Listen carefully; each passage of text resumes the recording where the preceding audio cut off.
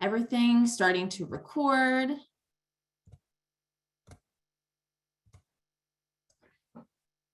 Alrighty, so hello and welcome to today's wellness webinar. Thank you all so much for being here today. To be mindful of your time, we're going to kick it right off.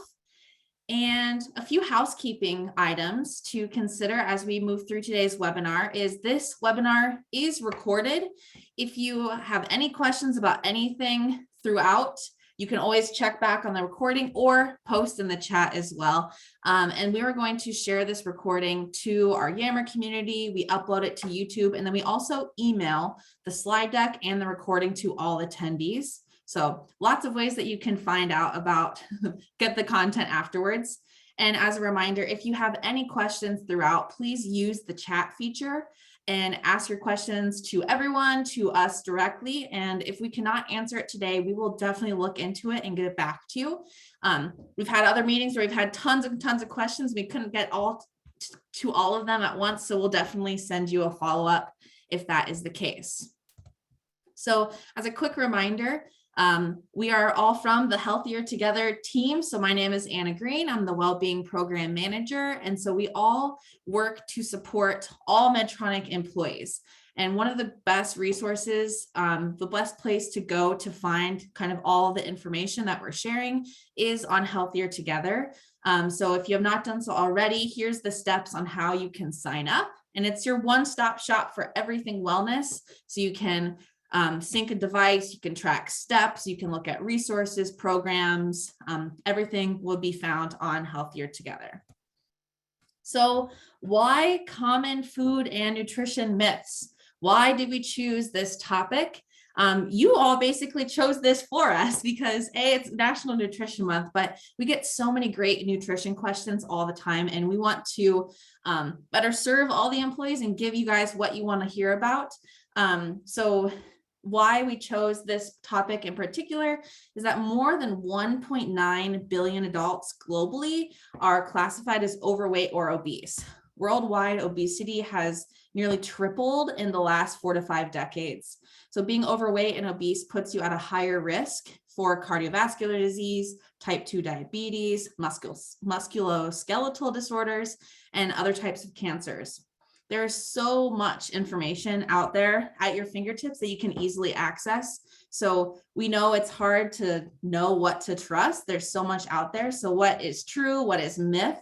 And so we've compiled the frequently asked questions from everybody, and we are hoping to bust some of those myths today and just to give you a little bit more information on each of these topics. So a little less takeaways than normal, but a lot of great information. Each of us presenting today, we've done the research on these particular topics. And so we're hoping to compile it all in an easy way for you to comprehend. Just a quick reminder, everything that we suggest today or speak about is for the general population.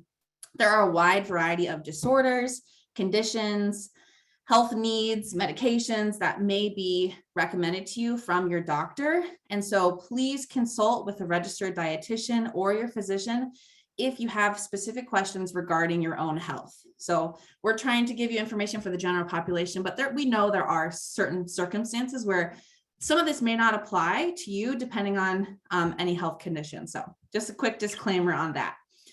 Once again, we're excited to bring this topic to you. And if you have any questions throughout, please put it in the chat and we'll get to them when we can. Wonderful. Thank you, Anna. My name is Laura Heyman, and I am one of the Medtronic's wellbeing specialists. And I will be talking to you about 2 myths. One, that you should only eat organic food because it's better for you. And myth number 2, all healthy food is expensive. So let's dive into organic foods. Are they safer? Are they more nutritious? Well, like I said, the myth, you should only eat organic foods because it's better for you, is what we'll be talking about here in just a moment. So let's dive in. Okay, first, what is organic food? The word organic refers to the many ways farmers grow and process agricultural products. Organic farming practices are designed to meet the following goals: promote self-sustainment, enable natural livestock behavior, provide safe, healthy livestock habits, reduce pollution, and enhance soil and water quality.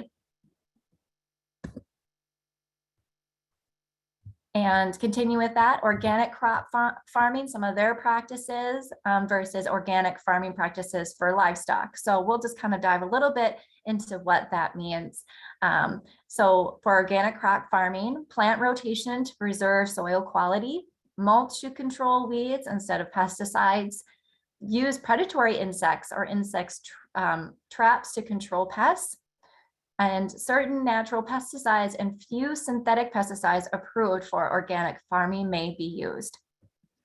Organic farming practices for livestock include feeding those animals organic food, vaccinations, which people would be surprised about, right? But the vaccinations approved for livestock for organic farming include pain medication and dewormers, healthy living conditions for the livestock, and access to the outdoors, and pasture feeding for at least 30% of livestock, their nutritional needs during grazing season. Okay, so we don't have to go over this today. I know we have a lot of great information, and so I'm just going to kind of make it short and sweet. So is organic food really better for you? The answer is yes and no. I also want to backtrack. I wanted to let you know I found something very interesting, that organic, when you see organic on labels and natural, they do not mean the same. Natural on food labels means that it has no artificial colors, flavors, or preservatives. It does not refer to the method or materials used to reduce the food ingredients. So just kind of keep that in mind. So back to this slide here. Is organic food really good for you? The answer is yes and no. I mean, is it better for you? Yes or no? There is growing evidence that shows some potential health benefits of organic foods when compared to conventionally grown foods. There is also limited information to draw conclusions on how these differences translate into overall health benefits. The downside to buying organic food is the cost. Organic foods typically cost more than their conventional counterparts, in part because of the more expensive farming practices.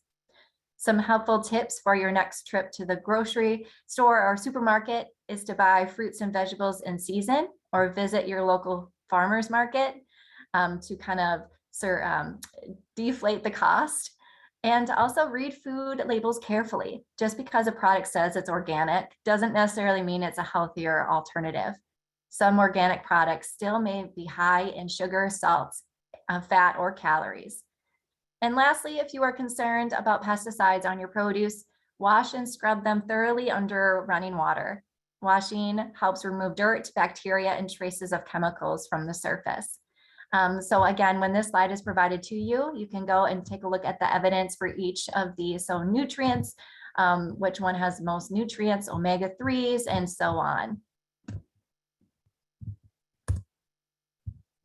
All right, so that kind of segues into the next one, nutrition on a budget. And again, the myth with that is that healthy food, all healthy food is expensive. So let's bust this myth here. Eating healthy on a tight budget can be challenging.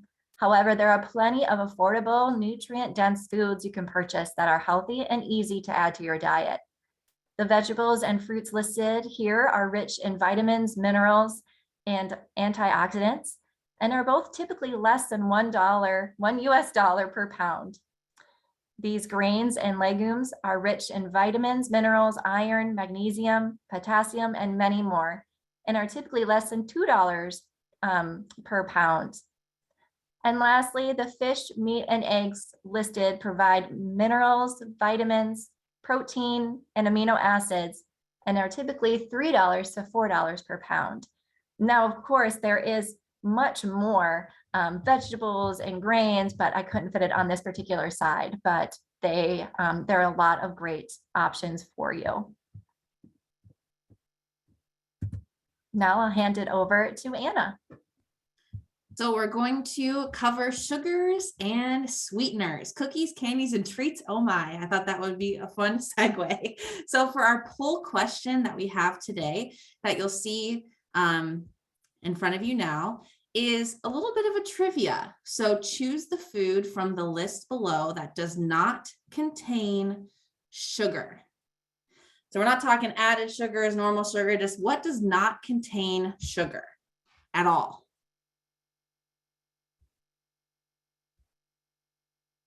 All right, I'll give you about 10 more seconds.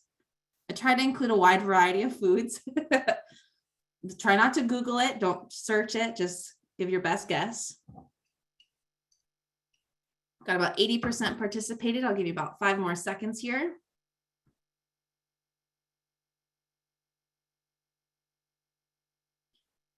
All righty. So we've got lots of great guesses. The correct answer is salmon. So this is something that shocked me when I was going through school, was how much sugar is just in everything that we eat.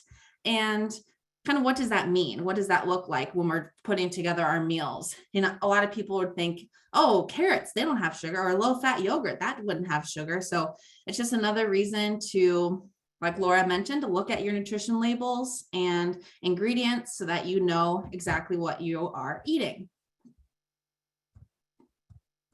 So the myth that we hear, or that I hear the most when I'm doing a lot of my nutrition coaching, is you should cut out all sugar from your diet.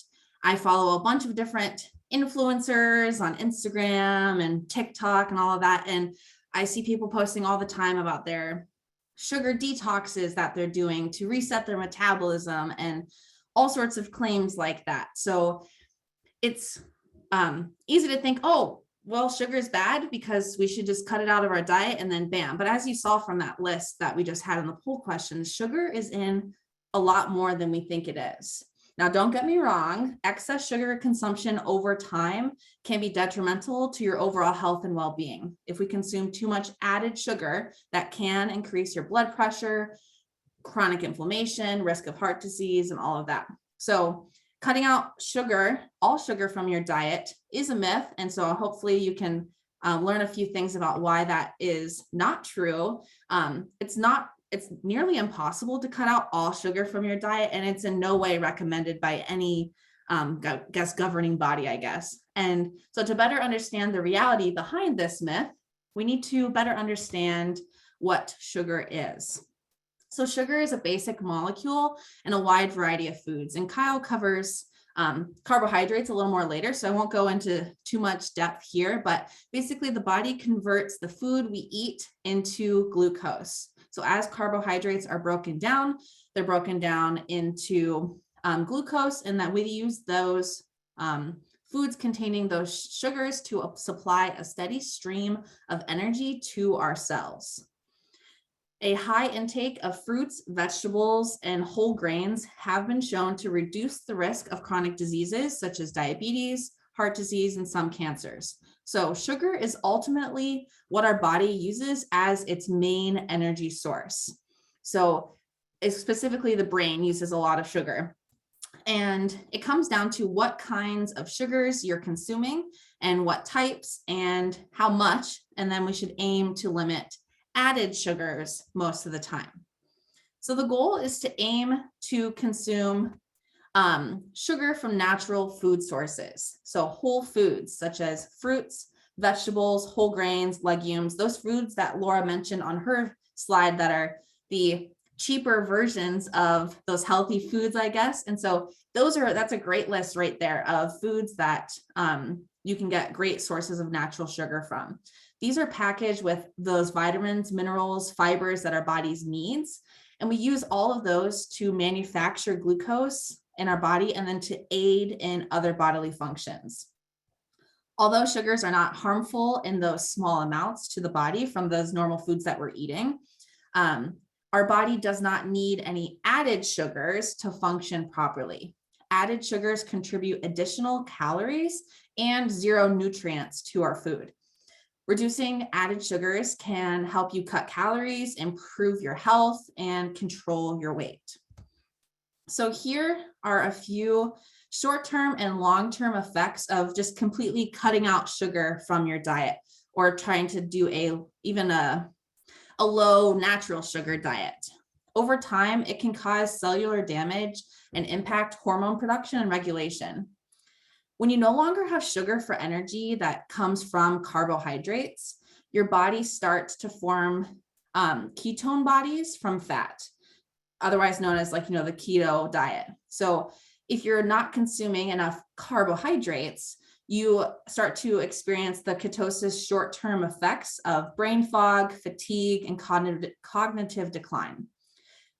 Along short-term and long-term effects of cutting out sugar could be compromised blood sugar levels and weight control issues.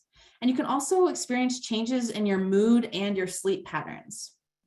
Now, unfortunately, some people do work from an all or nothing mentality. We think that we have to, if we're going to be healthy, we have to cut out all of our sugar, eat no more carbs, and we try to do everything all at once, which can be truly detrimental to our health. And we, in the most cases, don't stick to those plans. So try to take a look at your current eating habits and see if those align with your goals. Focus on one small thing that you can start doing today, one thing that you can add to your diet, a vegetable that Laura mentioned, or a carb that Kyle will mention. See if you can add that to your diet, and that leaves less room for the foods with added sugars. So what is the recommended sugar intake? These comes from the US dietary guidelines, as well as the American Heart Association. And there's a decent range of 25 to 50 grams of added sugar is the recommended daily intake. Because so many foods include added sugars, less than 10% of your daily calories should come from added sugars. Now, these numbers here are based on a 2,000 calorie diet, and that's what most food nutrition labels are based off of.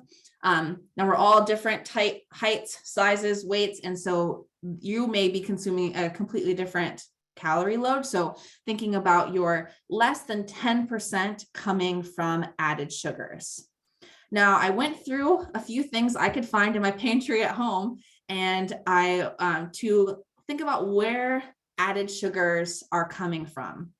And there's so many things that we may think are the healthiest alternatives for us. However, they have a lot of added sugar. So one I think that is really prevalent and that you see most often is people think, oh, yogurt is healthy, I should go and eat yogurt.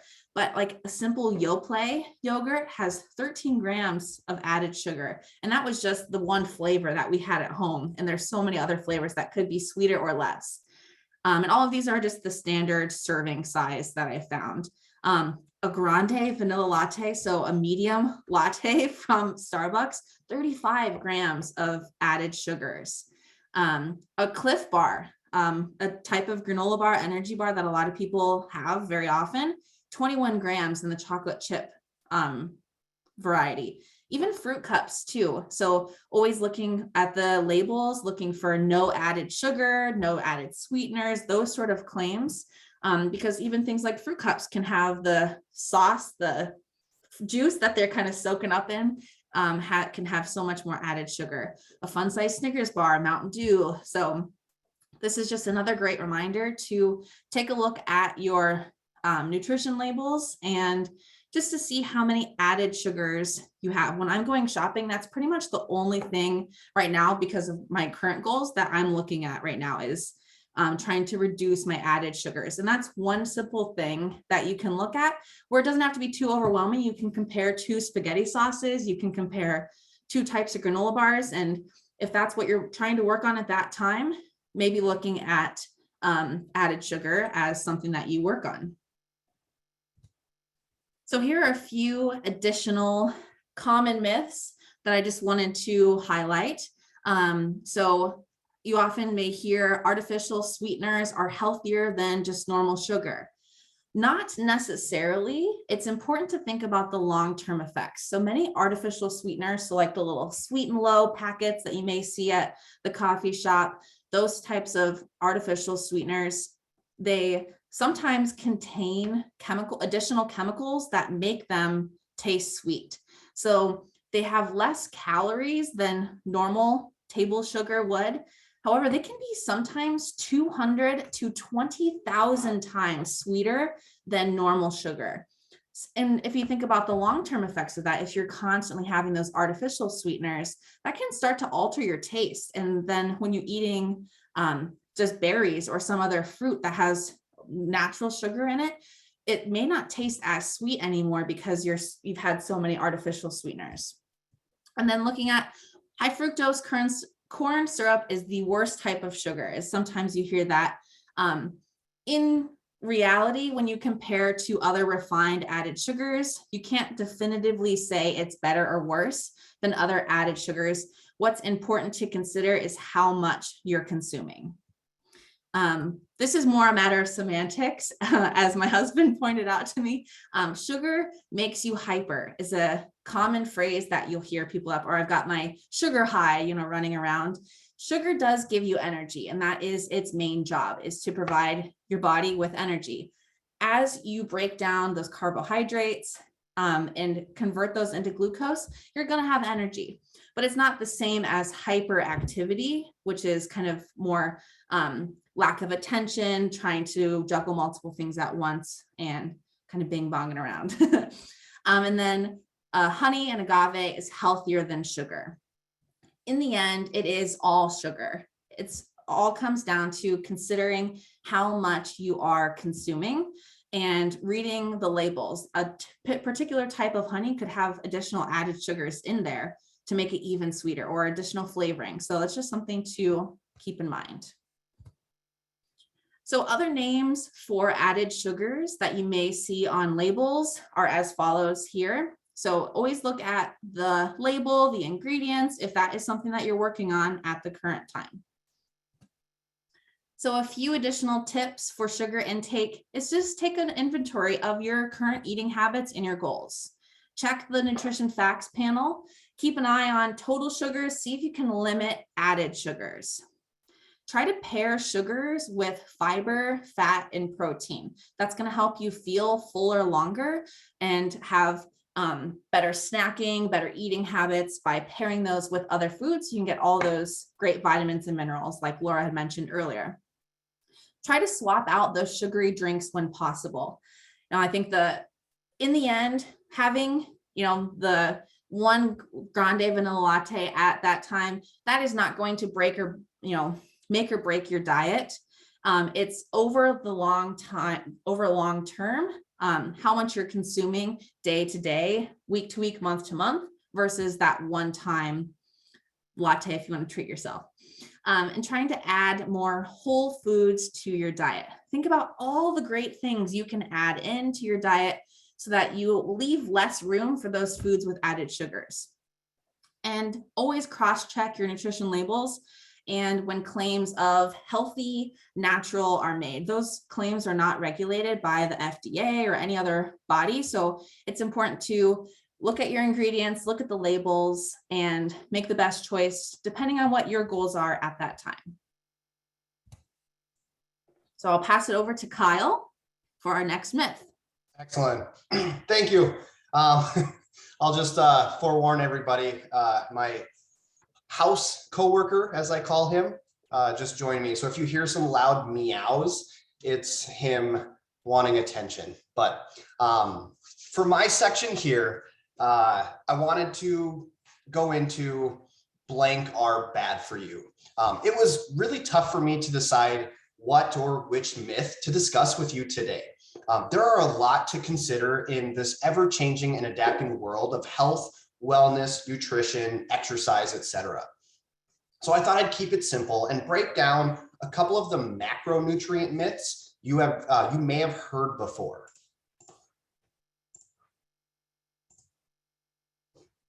So we're going to start with carbohydrates. Carbs are bad for you. You may have heard people make these statements or see their success following certain diets that are centered around these myths. Carbs are fattening. Carbs are bad for you. Go on a low carb diet or a no carb diet to lose weight. You can probably imagine I have heard these statements all too often. Right? Even Anna mentioned that she hears them in her nutrition consults as well. These myths come from somewhere, which are likely skewed or oversimplified, or information pulled from a specific dietary recommendation for a specific population and used for the average person to try to lose weight or achieve certain goals. I believe that understanding the role of these macronutrients, so starting with carbohydrates here, understanding the role that carbs have in the body can better help you navigate these carbohydrate myths and help you toward sustainability when consuming food for life.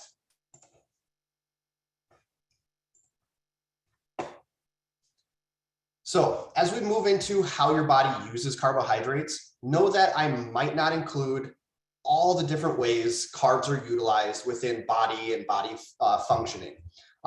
That itself could literally be an entire 45-minute webinar. So I'm going to kind of talk about more so carbs as a fuel source. So carbs provide a highly efficient source of fuel. Carbohydrates are considered, sorry, I'm one too far on my slides. Carbohydrates are considered the body's most efficient fuel source because the body requires less oxygen to burn carbs as compared to protein or fat. Carbs are increasingly vital during high intensity exercise when the body cannot process enough oxygen to meet its needs. Carbs also help keep the brain and nervous system functioning. When blood glucose runs low, and I believe Anna mentioned this in one of her previous slides, you become irritable, disoriented, lethargic, and you may even be incapable of concentrating or performing even the simplest of tasks.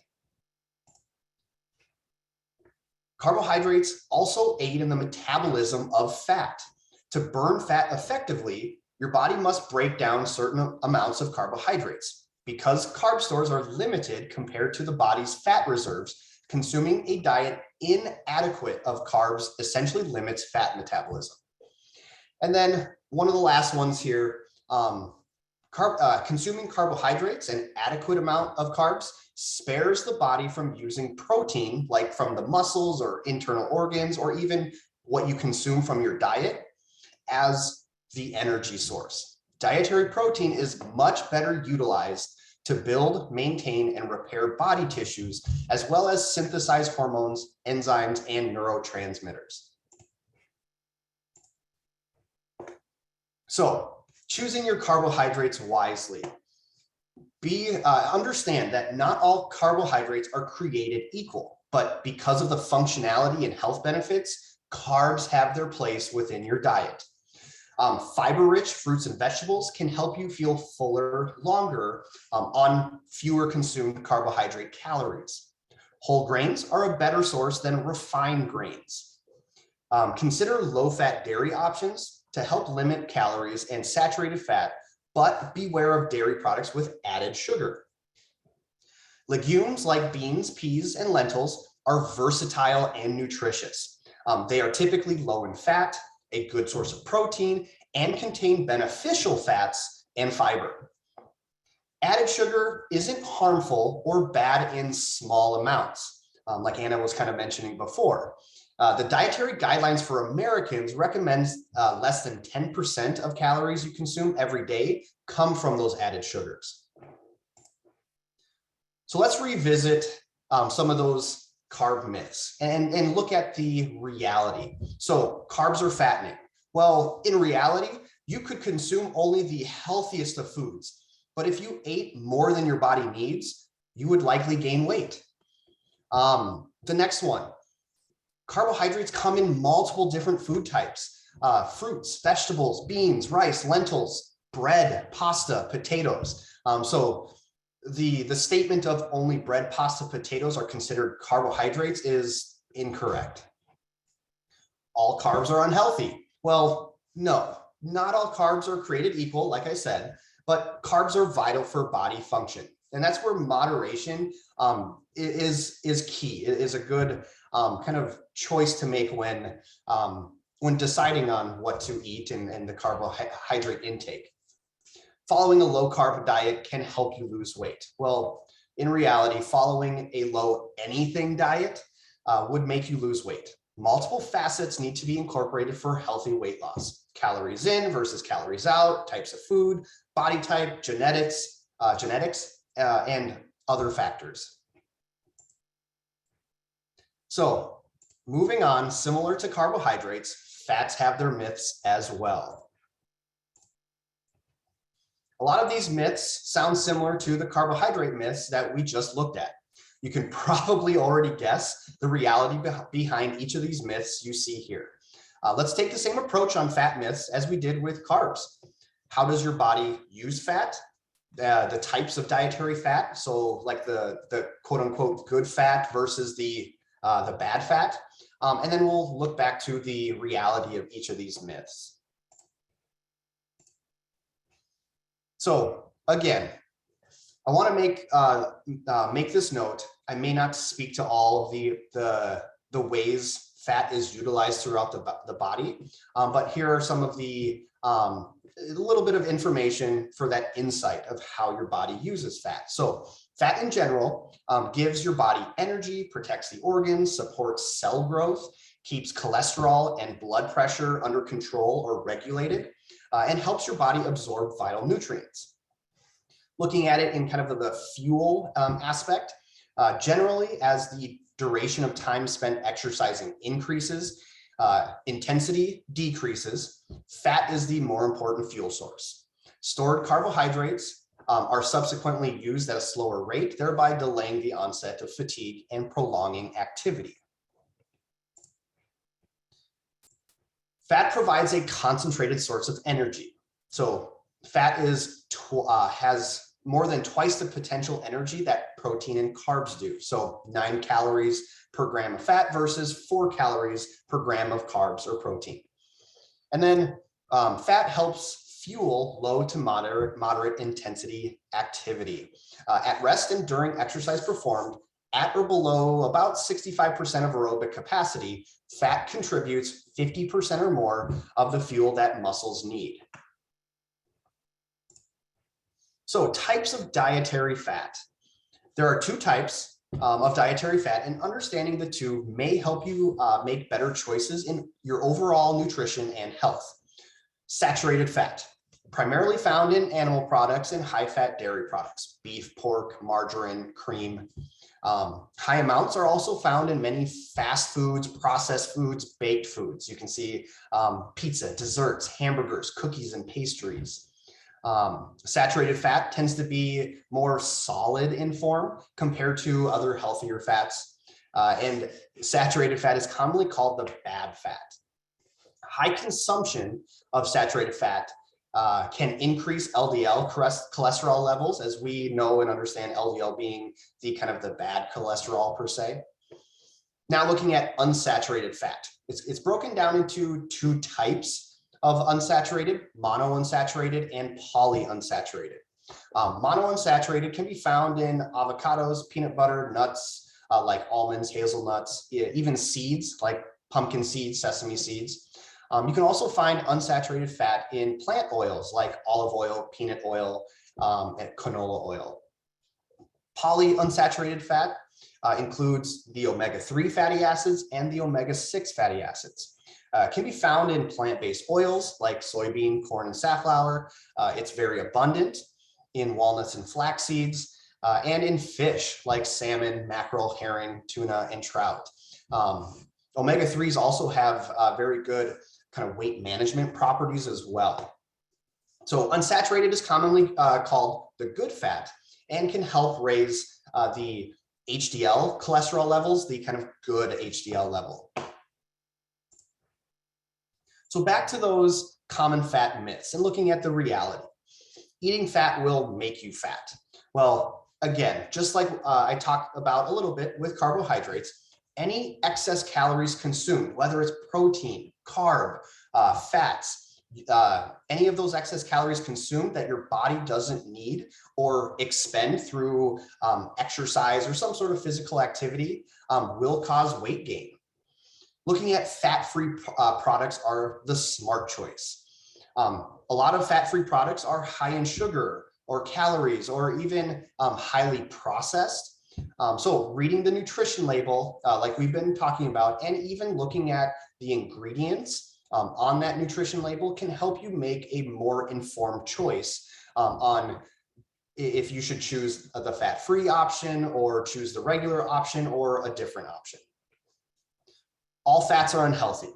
Well, again, this is a oversimplification of dietary fats, looking at unsaturated as the, like we said, the good fat.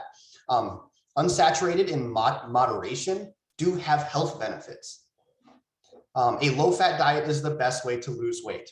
Well, in reality, not consuming adequate amounts of good fat could affect your body's ability to lose weight or simply hinder body functions.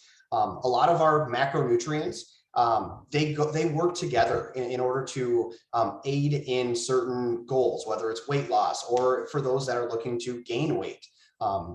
So looking at these myths, fats aren't necessarily bad for you. Carbs aren't necessarily bad for you.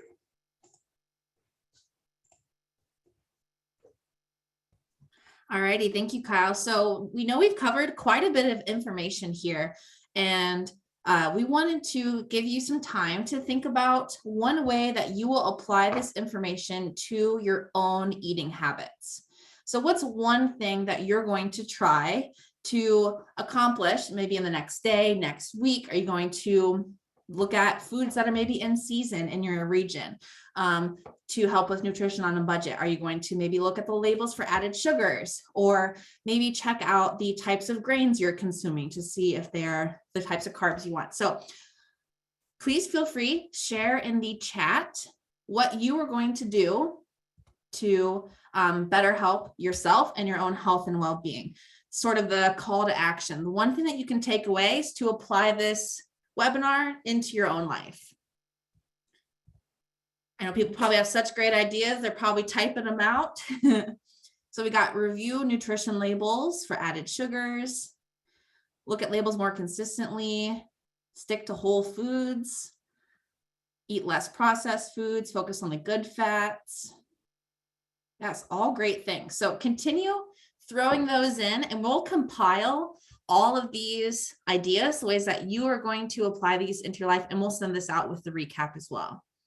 So feel free to keep adding them into the chat, and we will move on to some upcoming events, opportunities for you to engage, some resources to get you started. Wonderful. Thank you, Kyle and Anna. Oh my goodness. I see all of those really good ideas. Watch for sugars. Yes. I love it. All right. So we have some great resources for you friends here. And so we have a nutritional guide, Visit Healthier Together, and click on Health tab. Just like Anna mentioned before, Health Together is your kind of your one-stop shop for everything health and wellness. So if you click on the Learn More, that will take you there. My Plate, which is a great resource to assess your current eating habits and help narrow the scope of your nutritional goals. Journeys, digital coaching tool to help manage health conditions, get active, embrace diversity, stress less, and much more. And check out the Eat Healthy section. And this journeys are great to build habits that change your health one small step at a time. MEEP. This is for all Medtronic employees, confidential 24-hour professional consultation, helps to balance that work and life support, and learning and training resources for you as well. Whoops, I went too fast there. All right, and then some April events and opportunities coming up is Know Your Resources. So that's going to be a healthy habit challenge, which is great. So you're going to learn all about the resources at your fingertips to take care of your health and well-being. And you can add that habit on Healthier Together, like we said in the beginning.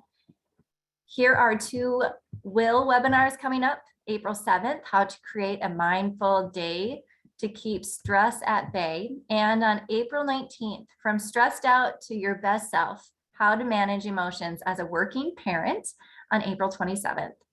Our team will also be presenting a webinar titled Under Pressure. And so this would be a great time to talk about finding clarity in the priorities in your life and learn new ways how to practice self-care, manage your daily pressures, and move forward in a productive way. And as another reminder, we have recorded all of our previous wellness webinars. We have over now a year of webinars, and we posted all of those to our YouTube channel. And so once you have the slide deck, you can access our YouTube channel, and we have a whole playlist that contains all of our wellness webinars. We've gone into great depth on a wide variety of topics. So feel free to check out that playlist as well.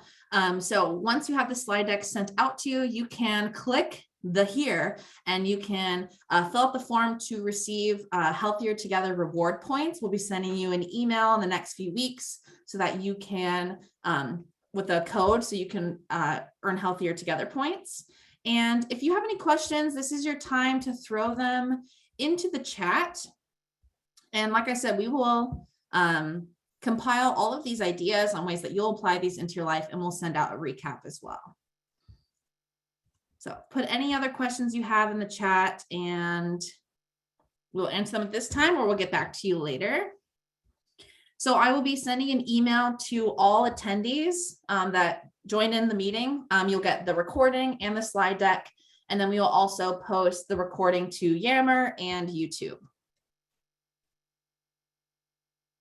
And of course, if you have any, oh, I'm sorry, Anna. And if you have any direct questions to any of us, you can see on the slide that connect with us some of our background. So if you're looking for someone who is in more holistic health, contact Anna. Or if you're looking for health coaching, ask Kyle. So we have a wide variety of different expertise and backgrounds. So if you want to reach out to one of us directly, go ahead. Our email is provided there. And let's be healthier together, friends. Have a great rest of your day, everybody, and we will see you next time. Thank you. Thank you.